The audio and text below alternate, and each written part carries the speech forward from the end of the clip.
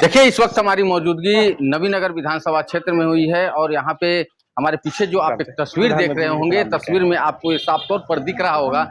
यहाँ पे जो है भाजपा के सिपाही त्रिविक्रम नारायण सिंह जो है वो जनसंपर्क अभियान चला रहे हैं, लगातार जनसंपर्क कर रहे हैं, लोगों से मिल रहे हैं। त्रिविक्रम नारायण सिंह जी, आपसे एक सवाल रहेगा कि लगातार आप नवीनगर विधानसभा में आपको देखा जा रहा है, आखिर 5 साल, पिछले 5 साल की बात करें तो कितना विकास हुआ है, अभी तक आपका अनुभव क्या रहा?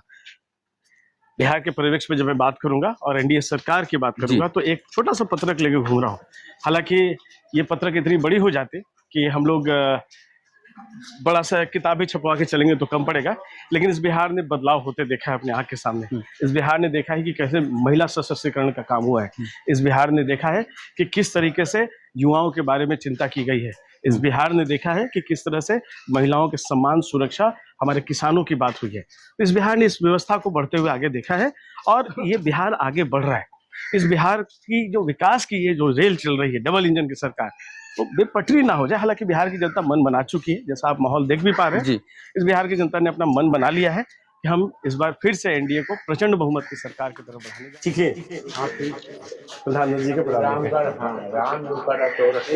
जय रखे भैया प्रणाम। बिहार में विधानसभा का चुनाव मात्र 2 महीने बचे हुए हैं, क्या लगता है कि त्रिविक्रम नारायण सिंह को कुछ पार्टी से इशारा मिला है कि नहीं, कुछ नहीं।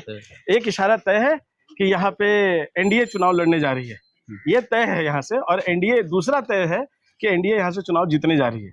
बाकी कोई इशारा नहीं है। ये हम लोग आज इन गलियों में हैं, इन गलियों में सबको प्रणाम करने के लिए आए हैं। अपने आदरणीय प्रधानमंत्री जी का, अपने नीतीश कुमार जी का, अपने आदरणीय जीतन राम मांझी जी का, अपने आदरणीय चिराग पासवान जी का, अपने आदरणीय उपेंद्र कुशवाहा जी का प्रणाम लेके हम लोग सब जगह जा रहे हैं और साथ में एक पत्रक भी दे रहे हैं। और प्रधानमंत्री जी का एक जो घर घर जनसंपर्क अभियान अपने एनडीए का चल रहा है, उसमें हम लोग प्रणाम करने के लिए जा रहे हैं सबको।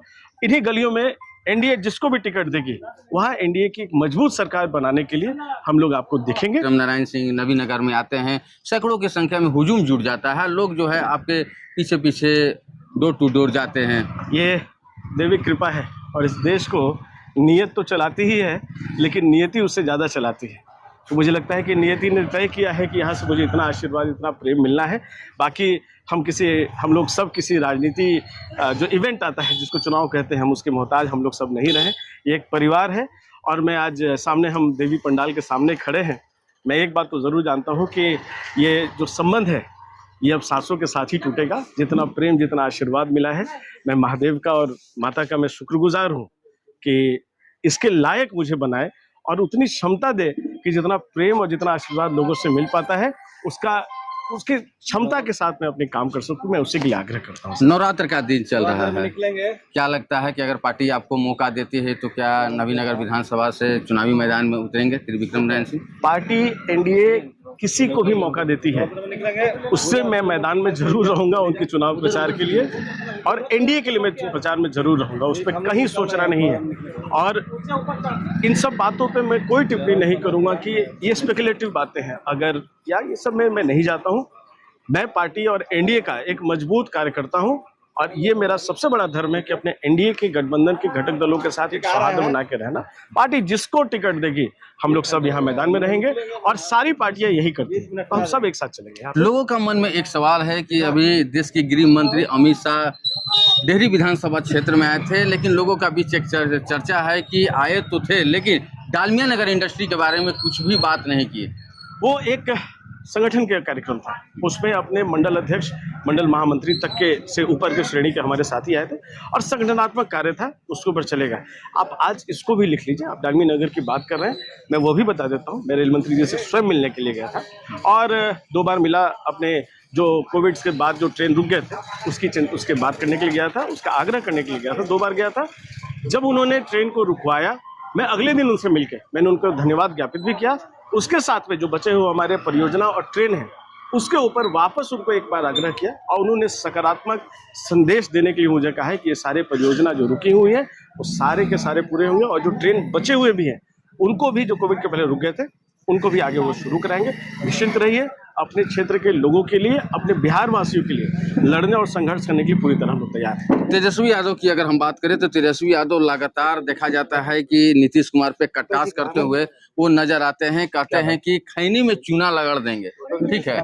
और रही बात, कहते हैं कि जंगल राज, पहले तो नीतीश कुमार कहते थे कि जंगल राज है, लेकिन अब तो जंगल राज पार्ट 2 है। जिस तरह से क्राइम जो है एकदम कंट्रोल से बाहर है, लगातार क्राइम जो है वो बढ़ता हुआ नजर आ रहा है, इस पे किस तरह से देखते हम हैं? सबों ने देखा है कि उनके सरकार में क्या होता था और हमारी सरकार में क्या होता है, हम सबों ने देखा है।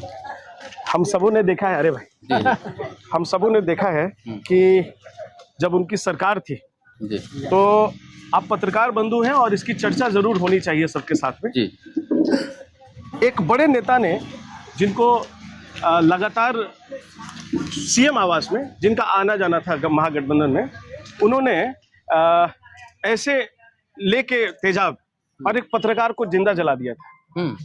हम सबों ने देखा था, हम सब उसके जानकार हैं उसके, और बाद में उनकी सजा हुई, लेकिन तब तक अब तो उस दुनिया में रहे नहीं, और वो सीएम आवास में जाके बैठते थे। और उस समय में हम लोगों ने देखा था कि कैसे पत्रकार सुरक्षित नहीं थे। हम सबों ने देखा है कि सिवान में किस तरह से जो पत्रकार हत्याकांड की चर्चा आज तक होती रहती है बिहार के परिवेश में, तो एसिड से जला दिया था। वो लोग आज जंगल राज की बात कर रहे हैं, जहां पे कि उसी सरकार, जब सरकार वो गई तो वो जिन्होंने ये हरकत की थी, जिन्होंने ये घटना, ये जंगल राज की बड़ी घटना को किया था, उनको हम लोगों ने कानून के सामने घुटनों पर बैठे हुए देखा है। आज क्राइम कोई भी करता है तो उसको दिखता है, उसको डर है इस बात का कि यहाँ कानून का राज है, यहाँ कानून का राज है और कानून के सामने उनको जवाब देना पड़ेगा। कमी बेसी कभी कभी होता होगा, लेकिन फिर भी सरकार का इकबाल पे सबको भरोसा है, सरकार यहाँ पे है, तो जंगल राज वाले इसकी बात ना करें। मुझे लगता है कि जंगल राज एक स्तर और गिरते जा रहा है। आजकल जंगल राज गाली राज की तैयारी में चला गया है। जब देखिए तो कोई ना कोई किसी को गाली ही दे रहा है। यहाँ पे जाते जाते एक सवाल रहेगा कि आपके पार्टी पे बड़ा आरोप लग रहा है कि वोट चोरी का आरोप लग रहा है। राहुल गांधी आए थे, तेजस्वी यादव का भी कहना है कि भाजपा वाले जो है वो वोट चोरी करते हैं। आप पत्रकार भाई हैं हमारे, आप हमारे समाज का आईना है। मैं सिर्फ आपसे एक आग्रह करूंगा कि हमारे कहीं भी कुछ चोरी होता है तो हम क्या करते हैं, एफआईआर लिखवाते हैं जी। तो अगर वोट चोरी हुई है तो उसका कंप्लेंट कहीं हमने लिखाया है अभी तक? क्या अभी तक बार बार कहा जा रहा है कि हलफनामा दीजिए, एफिडेविट दीजिए, कहाँ कोई दे पा रहा है। तो ये जो बांग्लादेशी और वैसे वोटर जिनके रास्ते से लोग चुनाव जीतना चाह रहे थे, उनका जब वापस वेरिफिकेशन हुआ तो वहां नहीं मिले, वो नहीं मिले तो वोट कटा। अभी भी समय है, मैं आपके माध्यम से बता रहा हूं, वोट जुड़वाने का अभी भी समय है।